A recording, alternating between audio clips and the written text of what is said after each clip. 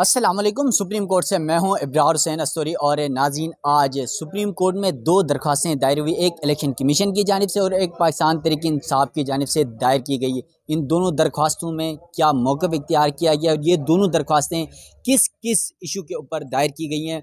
Supreme court के सहाफ़ी जुल्करनैन इकबाल मेरे साथ मौजूद हैं। जुल्करनैन भाई, एक तो ये बताएगा हमारे नाज़रीन को कि दो दरख्वास्तें आई, एक तो पाकिस्तान तहरीक इंसाफ की जानिब से दायर की गई है और एक इलेक्शन कमीशन की जानिब से। ये दोनों दरख्वास्तें हैं क्या और इसमें क्या मौक़िफ़ इख्तियार किया गया दोनों की तरफ से? ये दरख्वास्त है इलेक्शन कमीशन की, ये सारी है। आपने पूछा ना क्या है ये, अब आपकी मर्ज़ी है, इसको पढ़ें, इसमें पकौड़े रखें, इसको क्या करें। पर इसमें यह की गई है। अच्छा, मज़े की बात, जब भी आप रिव्यू करते हैं ना, रिव्यू का मतलब होता है कि यार आपका फ़ैसला ठीक नहीं है तो मेहरबानी करें। उसमें इस्तदा ये की जाती है कि जनाब आप फ़ैसले को जब तक नज़रसानी दरख्वास्त पर फ़ैसला हो नहीं जाता, हमारी इस पटिशन को सुन नहीं लेते, अपने फ़ैसले पर अमल दरामद रोक दें। ठीक है, ये इस्तदा की जाती है और कहा जाता है कि जजमेंट को सस्पेंड कर दें पहले उसमें ही। बड़ा इंटरेस्टिंग बात है। तो ये क्लॉज है सफ़ा नंबर 14 पे इलेक्शन कमीशन की, ज़रा करीब करके देख भी लें आप लोग। इलेक्शन कमीशन ऑफ पाकिस्तान कह रहा है, it is most respectfully prayed that this court में graciously accept instant review petition by revisiting, reviewing, reconsidering and recalling its impugned judgment in the interest of justice and equity. यानी कि इंसाफ के तकाज़ों को मद्देनजर रखते हुए अपना फैसला सुप्रीम कोर्ट 12 जुलाई का मखसूस सीटों वाला वापस ले ले, उस पर नजरसानी कर ले, उसका दोबारा जायजा ले ले। एनी अदर रिलीफ कोर्ट में वहाँ उन्होंने फैसला सस्पेंड करने की सदा ही नहीं की।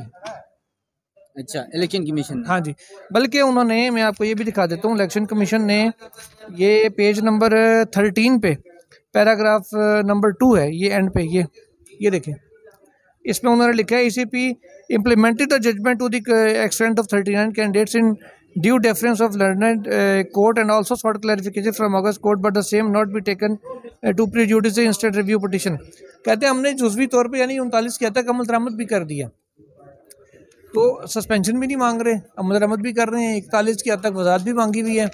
अगर सुप्रीम कोर्ट वजाहत दे देती कि जी इसको ऐसे मान लें, कहते हैं जी साथ वो वजाहत से और अमल दरामद करने से इसका ये मतलब नहीं है कि रिव्यू पिटिशन हमारी केस कमज़ोर हो जाएगा। तो आपने इसको ये नहीं समझना तुझे कि केस कमज़ोर हो गया हमारा, ये समझ नहीं आ रही क्या कह रहे हैं। आगे फिर आके लिखते हैं कि जनाब PTI पार्टी नहीं थी, जो 2 जजों का नोट था ना, वही इस दरख्वास्त में लिखा गया। बस कान उन्होंने यूं पकड़ा, इन्होंने घुमा के यूं पकड़ लिया। अच्छा, मतलब किसी कमीशन की दरख्वास्त ये है।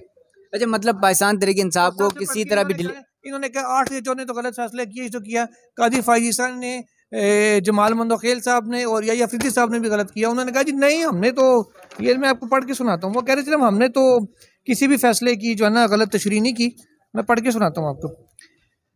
वो कह रहे हैं कि ECP has performed its duties in accordance to law and the constitution, there has no misinterpretation of any legal provision or any judgment passed by this court। खुद काजी फैज़ा ने कहा आपको हमारा फैसला समझ नहीं है, आपने गलत तशरीह की थी। बिल्कुल ऐसा ही कहा था ना, बेंच के सरबराह थे, मोहम्मद अली मदर बेंच का हिस्सा थे, उन्होंने भी कहा, वो भी बल्ले वाले बेंच केस में थे कि जी आपने गलत समझा, हमने तो लिखा ही नहीं था जो आपने कर दिया। हिलाली साहब क्योंकि बेंच में नहीं थी, 13 रुकनी बेंच में बीमार थी, अल्लाह उनको सेहत दें, वो इसलिए वो कोई कमेंट उनका आ नहीं सका कि वो बेंच में नहीं थी। और 3 में से 2 कह रहे हैं तुमने गलत किया, ये कह रहे हैं नहीं जी हमने बिल्कुल ठीक किया, तुसी गलत हो। मतलब लड़ाई सुप्रीम कोर्ट और इलेक्शन कमीशन की है। लड़ाई सुप्रीम कोर्ट और इलेक्शन कमीशन की है, तो फिर बीच में से PTI निकल गई। जाहिर है PTI को तो उन्होंने टारगेट ये कह के किया कि जनाब ये तो थे ही नहीं, इनका तो खाता ही नहीं था, इन्होंने तो मांगा ही नहीं था, आपने कैसे इनको दे दिया।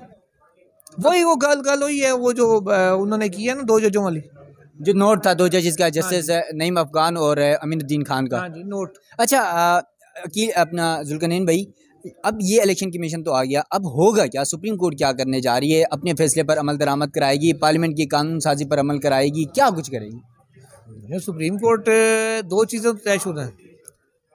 नंबर 1 के वही 13 रुकनी बेंच सुनेगा, कमेटी का फैसला आपको बता रहा हूँ, जो मीटिंग मिनट्स है उसके अकॉर्डिंगली वो 13 रुकनी बेंच ही सुनेगा, पहली बात। दूसरी बात ये, मलिक जावेद साहब को बड़े जुलूस के मरम्मत पर खुशामदीद कहते हैं पंडाल में।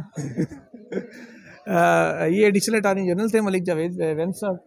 अच्छा जनाब, पहली बात तो ये जो कमेटी ने तय किया हुआ, जजिस कमेटी ने प्रैक्टिस एंड प्रोसीजर के कानून के तहत जो बनी हुई जजिस की कमेटी थी, क्योंकि जमहूरियत आ चुकी है सुप्रीम कोर्ट में, अकेला बंदा बेंच कंट्रोल नहीं कर सकता बकौल चीफ जस्टिस के, ना मैं करना चाहता हूँ, ना मुझे ऐसे इख्तियार चाहिए। अब 3 जजों ने बैठ के फैसला कर दिया, आपको अच्छा लगे बुरा लगे, जिसमें आपने इख्तलाफी नोट भी दिया था कि जी अर्जेंसी है, बुनियादी हकूक उनके हैं, राइट ऑफ रिव्यू मुतासिर होगा। उस कमेटी ने 2 फैसले किए। नंबर 1 कि फैसला 13 रुकनी बेंच ही करेगा रिव्यू के ऊपर, अब नया कोई जज नहीं होगा उस बेंच में, वही नया कोई होंगे। नहीं होगा, वही 13 होंगे। नंबर 2 दूसरा जो कमेटी का फैसला था कि छुट्टियों के बाद समाअत होगी। मतलब ये मामला लंबा जाएगा। ऑब्वियसली 12 सितंबर से पहले तो हो नहीं सकता कमेटी का फैसला, अनलेस कमेटी अपना फैसला रिव्यू कर ले। तो जुल्करनैन भाई, एक तरफ इलेक्शन कमीशन सुप्रीम कोर्ट आ चुका है, सुप्रीम कोर्ट के फैसले पर अमल दरामद नहीं हो रहा है। दूसरी तरफ पार्लियामेंट में कानून साजी की गई, गुज़िश्ता रोज़ कौमी असम्बली का इजलास बुलाया गया, उसी दिन वहाँ से पास कराया गया, फिर सेनेट का इजलास बुला के शाम को वहाँ से भी पास कराया गया। मुमकिन है कि आज सदर से भी जो है वो दस्तखत करवाया जाएगा। तो इस सूरत हाल में पाकिस्तान तहरीक इंसाफ के जो चेयरमैन है बैरिस्टर गौहर, उनकी जानिब से सलमान अकरम राजा के ज़रिए जो सुप्रीम कोर्ट में दरख्वास्त दायर की गई है इस मामले को रुकवाने के लिए, तो उस दरख्वास्त में क्या कहा गया? देखिए, उस दरख्वास्त में पीटीआई ने ये कहा है कि ये सुप्रीम कोर्ट के फैसले को नलीफाई करने की ये कोशिश की गई है, और साथ ही साथ ये भी कहा गया है कि पीटीआई का रास्ता रोकने की एक भोंडी कोशिश है। दरख्वास्त में बैरिस्टर गौहर ने मौका पर ख्याल किया, और ये भी कहा है कि क्योंकि सुप्रीम कोर्ट ने पीटीआई का वजूद तस्लीम किया, बतौर सियासी जमात भी और बतौर पार्लिमानी जमात भी उसको करार दिया, सीटें देने का भी कहा। अब इलेक्शन ये रोड अटकाए जा रहे हैं उसके फैसले में। सबसे बढ़ के उन्होंने कहा रेट्रोस्पेक्टिव इफेक्ट जो है ना वो, यानी कि माजी से इतलाक नहीं किया जा सकता। इन्होंने किया भी इतलाक 2017 से है, यानी कि 2017 वो टाइम है कि जिसके बाद 18 का इलेक्शन हुआ, और 18 के इलेक्शन में भी बाप पार्टी की सीटें दी, क्या वो सारी सीटें रिवर्स हो जाएंगी? अब वो असम्बली ख़त्म हो चुकी, तो कैसे आप उस पर लागू कर सकते हैं? और ये प्रैक्टिस एंड प्रोसीजर केस में भी बिल्कुल, मैं यही आपसे पूछने लगा। वो सुप्रीम कोर्ट ये कह चुकी है, उन्होंने ये कहा था कि जी बाकी लॉ ठीक है, माजी से इतलाक नहीं होगा। इस लॉ में भी यही होना है। मैंने अपने व्लॉग में भी ये बात कही थी कि इतलाक माजी से नहीं होगा, मुस्तकबिल से भले आप करें वो होगा। मुस्तकबिल का क्या मतलब है? जो ये मौजूदा पीटीआई की जो मखसूस नशिस्तें हैं, क्या फिर इस सूरत हाल में पीटीआई को मिल पाएंगी? यार आपको बात की समझ ही नहीं आई। मुस्तकबिल का मतलब ये है कि कानून का इतलाक उस दिन से होगा जिस दिन से ये एक्ट लॉ बनेगा। बिल्कुल, आज सदर साहब साइन कर दें, आज गजट हो जाएगा, आज से वो नाफिजुल अमल होगा, या जिस दिन से पास हुआ उस दिन से होगा। सीटों का फैसला उससे पहले, महीना पहले हो चुका है। तो इसका मतलब है पाकिस्तान तहरीक इंसाफ को ये नशिस्तें मिल जाएंगी। यस, अल्टीमेटली मिलनी उनको ही है। लेकिन सुप्रीम कोर्ट अपने फैसले पर अमल दरामद कैसे कराएगी? माजी में हमने देखा चीफ जस्टिस उमर अता बंदियाल साहब ने पंजाब इंतखाबात का फैसला दिया, उस पर अमल दरामद नहीं करवा सके, तो क्या आप समझते हैं कि इस पर अमल दरामद करवाएंगी सुप्रीम कोर्ट? बिल्कुल करवाएगी सुप्रीम कोर्ट। अगर अमल दरामद नहीं करवाएगी तो चाना का ताला एक ले लें, वो इधर लगा लें दरवाजे को। माजी में फिर भी लगा देते आप, उमर अता बंदियाल साहब अमल दरामद नहीं करा सके। यार उस वक्त मामला और था, आप दो चीज़ों को मिक्स कर रहे हैं। उस वक्त सुप्रीम कोर्ट अंदर से बहुत पैथेटिकली डिवाइडेड थी। आज भी तो डिवाइड है, मंसूर शाह और उमर अता काजी फैसल साहब का ग्रुप है। चीज़ ये थी कि बंदियाल साहब के पास मेजॉरिटी तो थी 8 जजों की 15 में, लेकिन वो बहुत सी चीज़ों में कंप्रोमाइज़ हो गए थे। उस दिन ऑडियो वीडियो बहुत सारी लीक हो रही थी, तो एक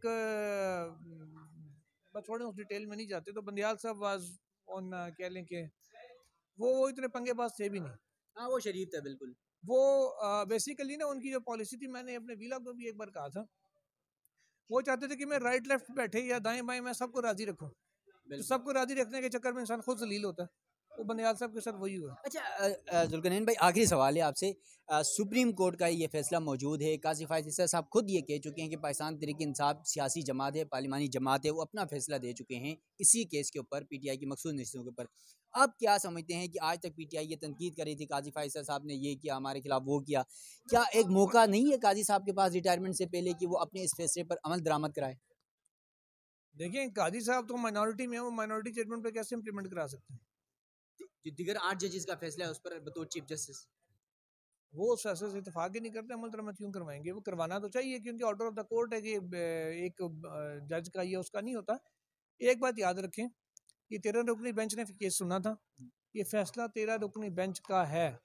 8-5 वाली डिवीजन सिर्फ वो फैसले पे एग्री और डिसएग्री की हद तक है। जब जजमेंट आ जाती है वो पूरे बेंच की होती है। बिल्कुल, भले आपने उससे इख्तलाफ किया, लेकिन आप कहते हैं देयर इज अ जजमेंट, मेरा माइनॉरिटी व्यू था, ठीक है, दैट्स अ जजमेंट।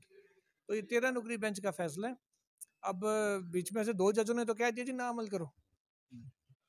ठीक है, अमीनुद्दीन खान और हाँ जी, उन्होंने तो कहा जी अमल ना करें, पाबंदी नहीं है इसके अमल दरामद करने के। तो लेकिन बाकी जजेस जो 8 हैं वो तो कहेंगे हम अमल दरामद कराना पड़ेगा और करना पड़ेगा।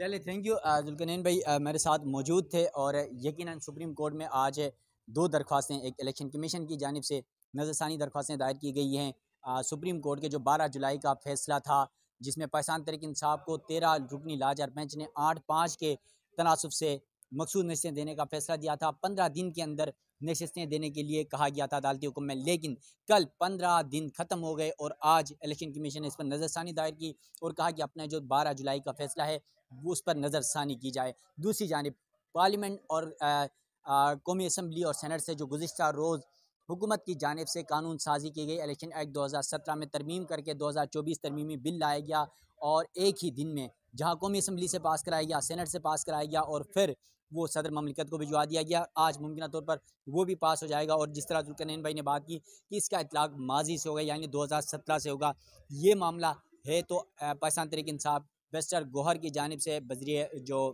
उनके वकील हैं सलमान अकरम राजा के ज़रिए सुप्रीम कोर्ट में ये दरख्वास्त दायर की है। और फिर जुल्करनैन भाई ने जिस तरह बात की कि माजी में प्रैक्टिस एंड प्रोसीजर एक्ट से मतलब केस के फैसले में भी यही हुआ था कि कानून साजी तो बरकरार रखी गई थी, लेकिन जो माजी से उसका इतलाक़ था उसे ख़त्म कर दिया गया था। और अगर इस केस के ऊपर भी यही मुमकिन तौर पर अगर हो जाता है तो इसका मतलब है पाकिस्तान तहरीक इंसाफ को वो नशस्तें जो सुप्रीम कोर्ट के फैसले के बाद देने की हिदायत की थी वो मिल जाएंगी। तो अपने मेज़बान इब्रार हुसैन अस्तरी को दीजिएगा इजाज़त। अल्लाह हाफ़िज़।